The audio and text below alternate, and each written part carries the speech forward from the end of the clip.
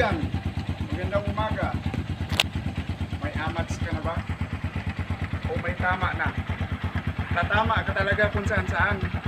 Kung magdadrive ka ng nakainom. Karamihan pa naman sa mga ugali natin mga loads, mga busing. Gustong gusto na mag-drive ng motor pag nakainom na. Sige na lang ng banat. At isa yan sa problema ng ating pamalaan.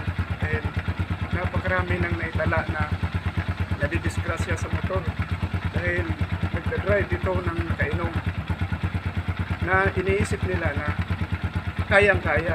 Doon sila nagkakamali dahil sa mali nilang akala nakakadamay pa sila ng tao. Oo nga, kayang-kaya, isang pihit lang, isang pihit, pero napakalaking pagkakamali ang mangyayari pag lasing ka. Then maaari kang makatulong sa biyahe mo at maaari ka pang makapinsala ng ibang tao. Kaya hanggat maaari, magbiyahe ka na rin lang kung sa nagbabalak pa magkamotor, huwag pihit ang pihit. Kada pihit mo, maaaring may mangyayaring masama. Kung hindi ikaw madisgrasya, makadisgrasya ka. Kaya tayo ko sa lahat ng mga loads, mga busing, ingat po lagi at bago magbiyahe, huwag kalimutang magdasal. Sige na mga loads, kay mag-roving pa ako eh.